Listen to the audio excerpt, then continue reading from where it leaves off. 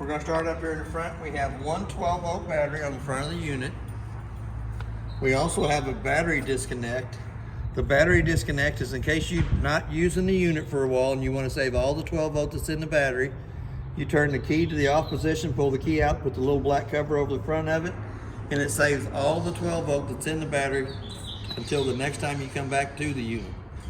It also has two 20-pound propane cylinders on it that are full, except for what we use to service the unit. Arrow on the regulators pointed towards this one over here. We got it open. As soon as this bottle would come up empty, it's going to turn red inside the eye, indicate that the bottle it's pointed to is empty, little pointer. If you have the other cylinder already open, it'll automatically pick up from the other cylinder, still going to show you red inside the eye that the bottle it's pointed to is empty and it's having to work off the other side. Then all you have to do is flip it over to that side there, take this one off, take it down, have it refilled. So we're going to put it back to the one we worked off of. It has a light for hooking up at nighttime, up and down button for running the jacks up or down, taking it on or off the vehicle. It also has a 30-amp fusible link on the side of the jack.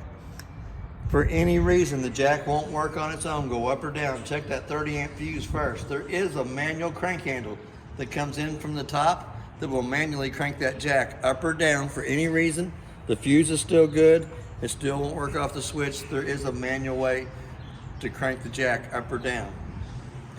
It has a 7-way holder to keep the 7-way up off the ground to keep it from getting corroded. Also has chain hooks on either side of the 7-way holder to keep the chain up off the ground. The bottle rack has 2 tabs on the bottom of it for a bungee cord to go underneath the metal rack to hold it in place. The bungee's on the side here, laying on the ground right there, that goes underneath the bottle cover to hold it in place. But it also has the quick connect at the top so that you don't have to take the bottle cover off every time that you want to get in to the propane cylinders to turn them on or off. As we come down this side here, we have stabilizer jacks on all 4 corners. We're going to go into the front compartment. I'll have to grab my key. Here you go.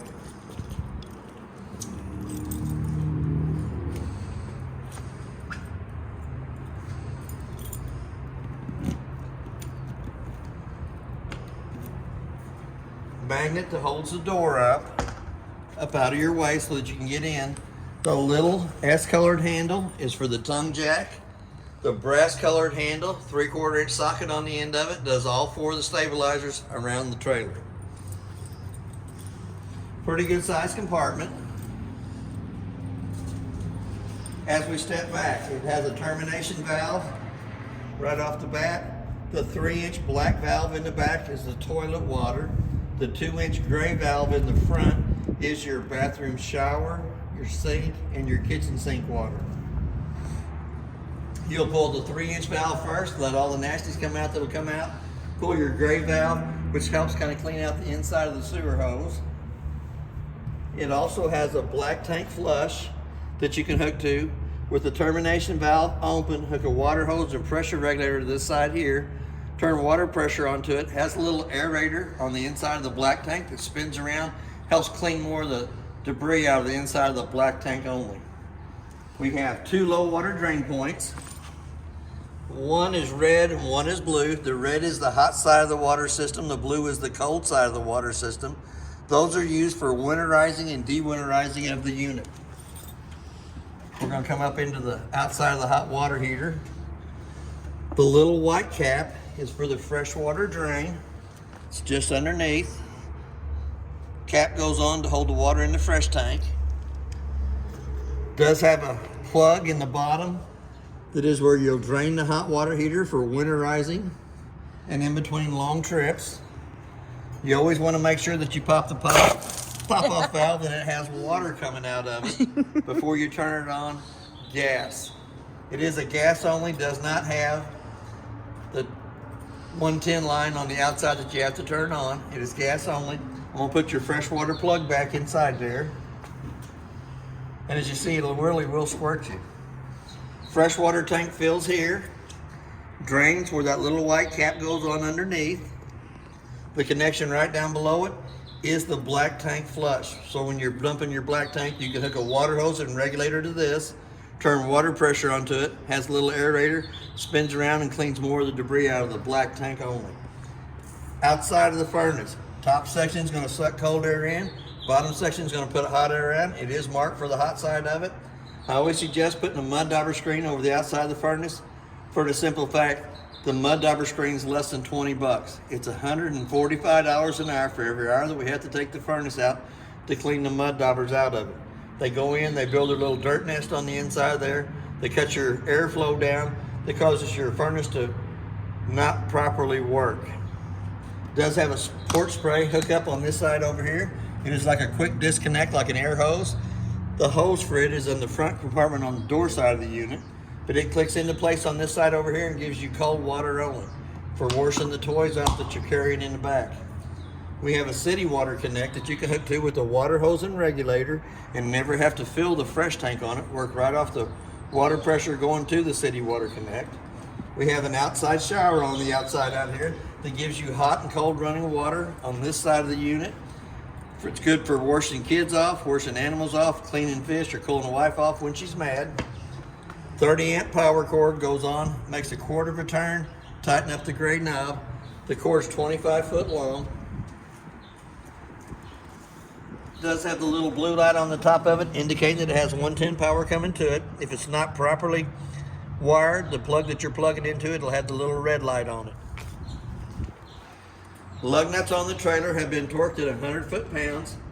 It's what's recommended on the side. The tires are air ducted pressure, which is 65 PSI on the side of the tire.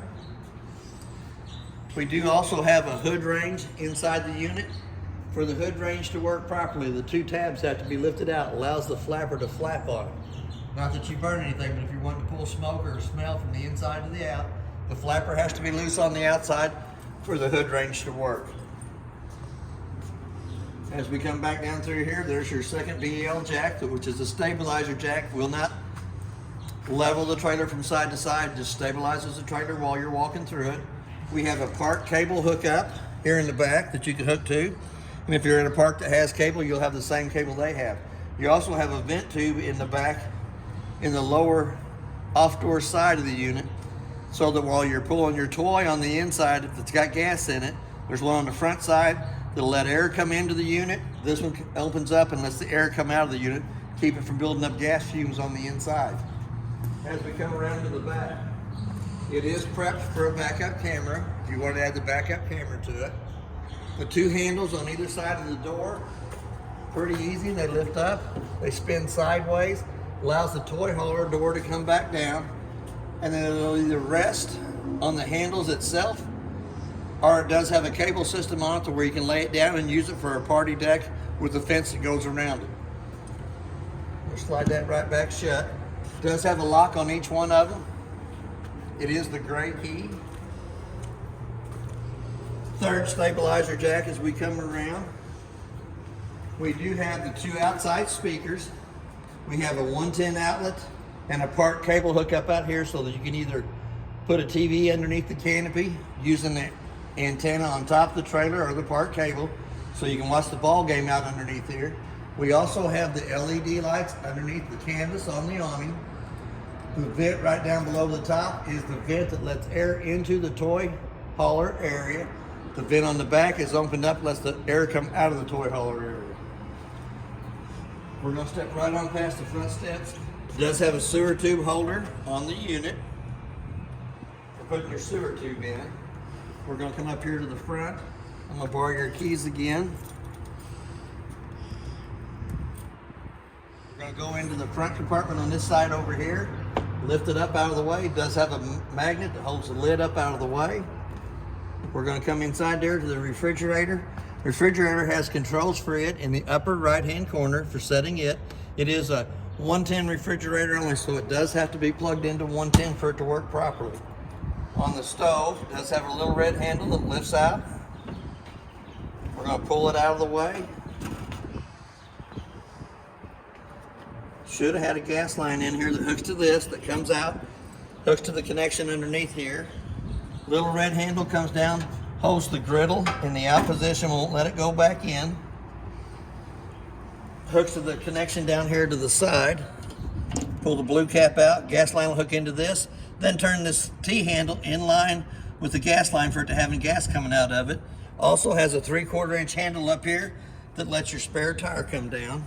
I'm gonna put them back in right now until we get done. Once the griddle's hot, the red handle keeps it from sliding back in while it's hot. You'll lift the handle back up, touch the griddle to make sure that it's cold to the touch of it. Then it'll slide right back in place. You always want to make sure that it's cold before you run it back in. Also has a solar panel hookup on the outside if you wanted to buy the little solar panel that sits out beside the unit that will recharge the 12-volt battery on front of the unit. Now we're going to go ahead and go to the inside. I'm going to open the door all the way up.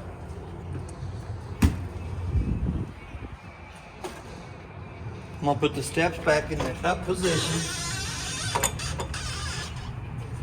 Little blue handle on the side holds the steps into the door frame. You'll grab a hold of the handle. You'll pull the blue handle, allowing the steps to come out. A little push button underneath each one of the legs. 15 to 18 slots in the legs for adjustment. The main thing is once it comes out and lays down, it has to lay flat in the threshold so that the front door fits over the top of it properly without dragging. To achieve that, you push the buttons underneath each one of the legs and adjust them accordingly.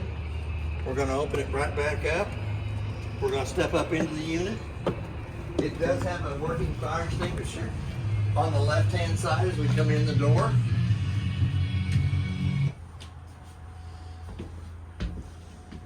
Does have the tie-down straps in the floor. This is the top vent that lets air into the toy hauler area, kind of pull out on it.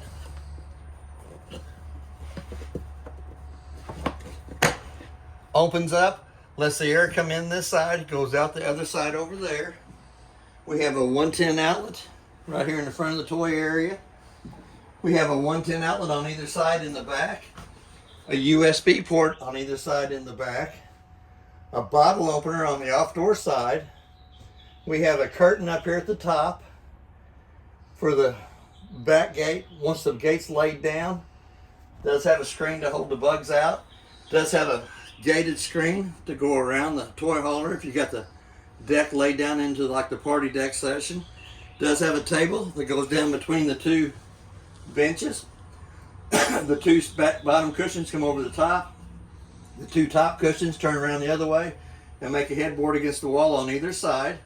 We do have a fire escape window on the off door side, so that in case something would happen, you need a way to get out.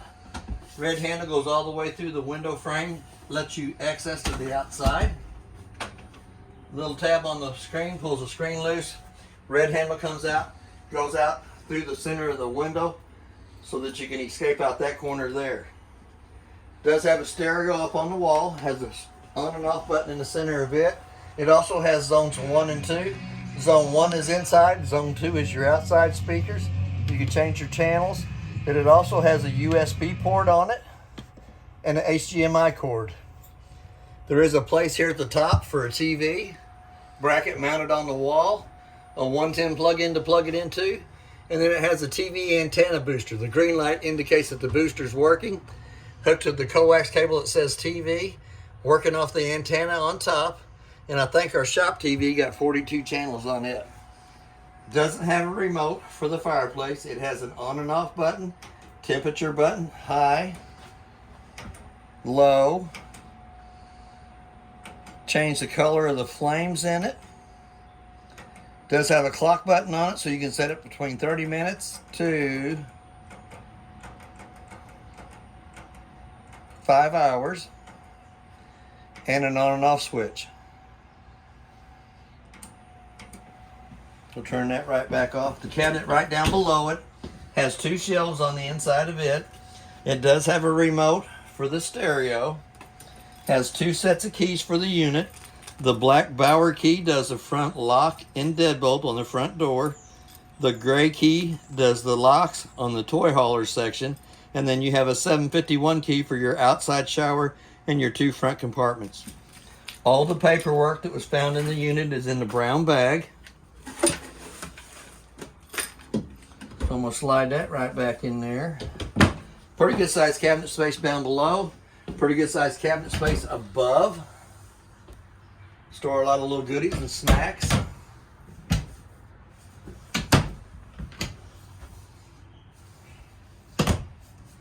Here again, we're going to come back to the kitchen sink. Hot water on the left side, cold water on the right side. Flip it to whichever one you want. I'm going to turn it in the center because I know it's going to have water. Pull back on the handle for the water section of it. We're going to come underneath the cabinet.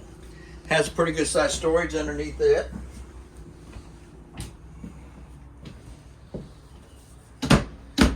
Does have a light above the sink. Does have a light to the right side of the kitchen stove. We actually have a 110 outlet on the right side of the kitchen stove that is protected by the GFCI outlet. We have another one that is just a general purpose since it's away from the water section to the left side of the kitchen refrigerator. Glass stove top. Should have been laying down. We're going to lift the glass stove top up 2 times, up out of the way. The glass stove top also protects the blinds from being lit. Little button on the right hand side turns the illuminated of the lights on in the valves. You'll turn it to where it says high, push down on it to light the burners up on top.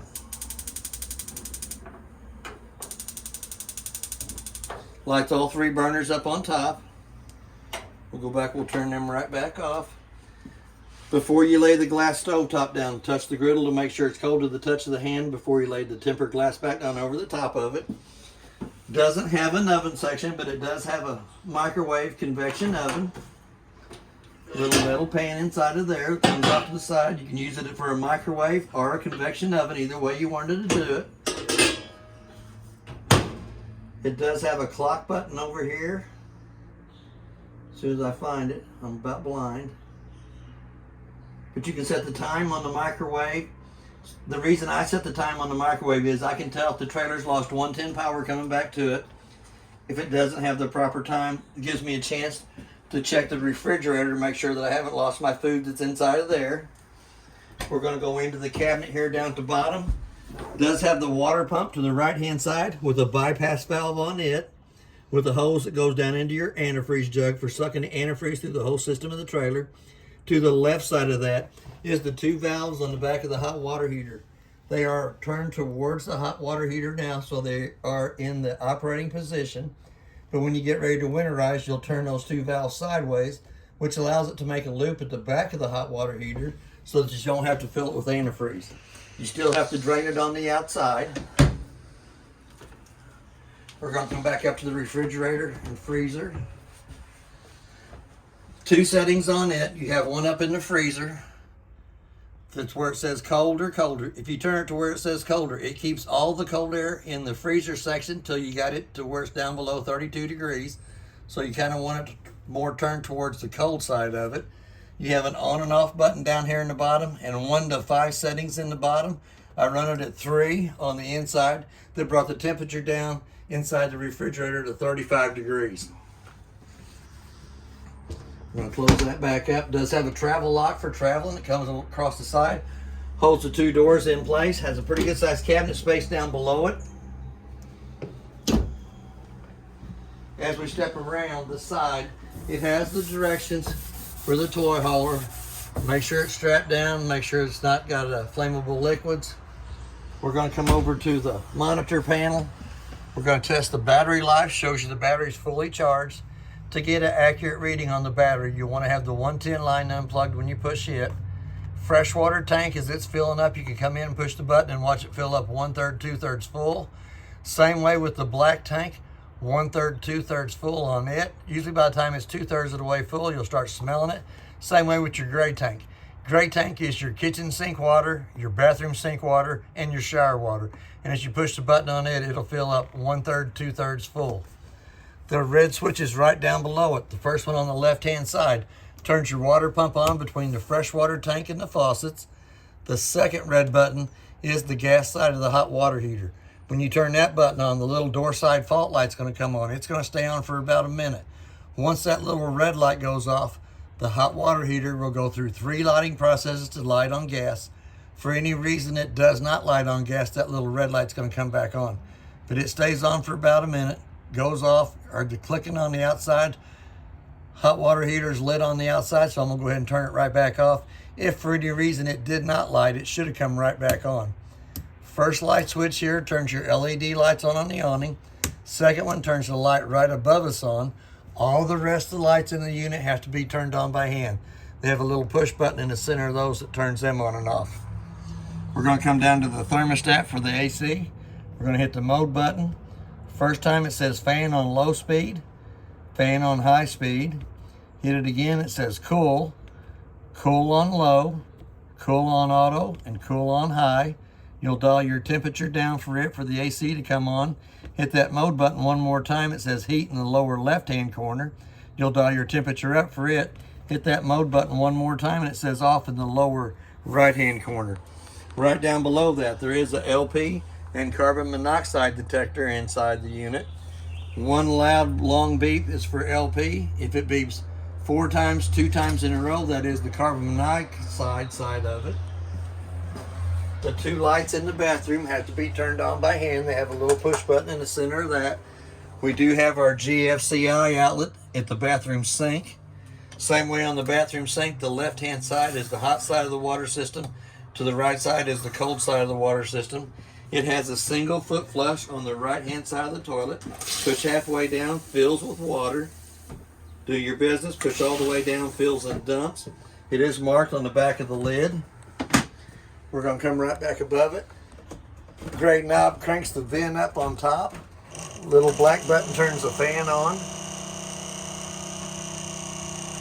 We're going to turn the fan back off. We're going to crank the black lid back down. On your shower, same way as all your faucets, has hot water on the left-hand side, cold water on the right-hand side. Shower door pulls up, locks in place while you're in there. Does have a little handle on the inside that you can pull against to open it up and let it slide back open. Does have a pretty good sized little storage compartment down below there. A 2-shelf storage on the left-hand side as we're in there. Doesn't have a medicine cabinet, just has a mirror.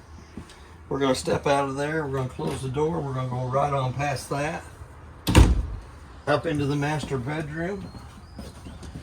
All the lights in the master bedroom have to be turned on by hand. It also has your solar panel digital readout on the door side wall.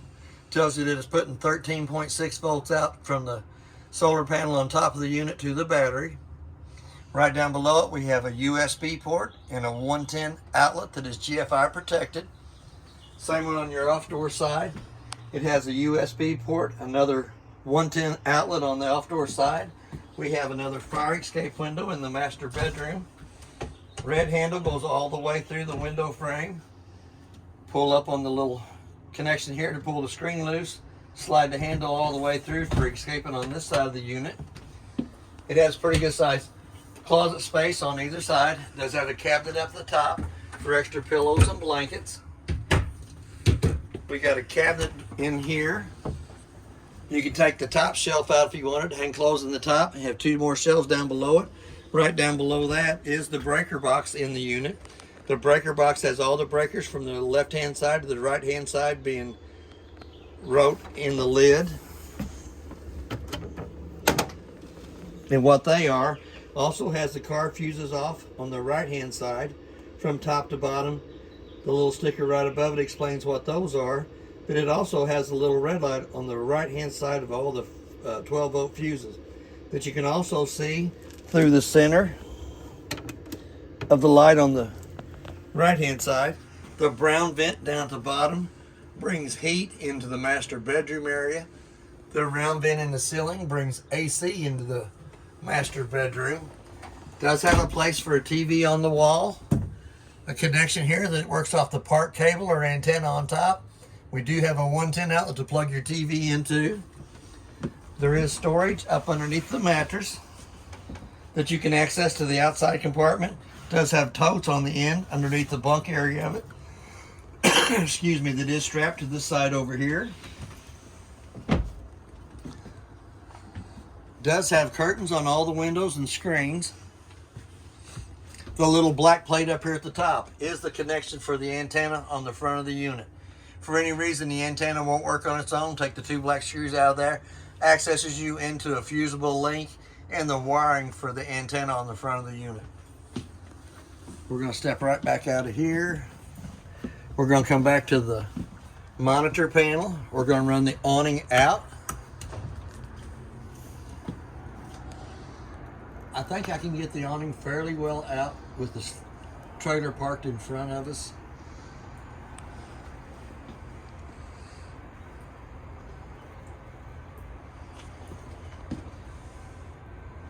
It's not going to go all the way out. Yeah, it pretty well did come all the way out. We're going to step to the outside of the unit. Each one of the arms has a pinch point that you can pull down on to change the pinch of the awning for one way or the other. We pull down on this front one, puts a pitch of the rain coming off the front corner. If you pull the one down in the back, puts the pitch of the rain coming off that corner back there. That's the one I would use because it's the farthest one away from the door. LED lights underneath the awning all work.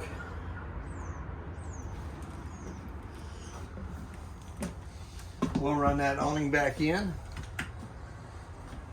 If you're not using the awning underneath it, roll it back up. It just takes a minute for it to roll back up and to roll it back out. It is one of the most expensive parts you'll put onto the trailer if something happens to it. Wind catches it. Underneath, like a parachute, pulls up on it, pulls the arms loose, slings it up over the top of the unit. And it just takes a minute to roll it back up. That's basically everything on your unit. If you have any questions, I'll try to answer them the best that I can, and thank you for your time.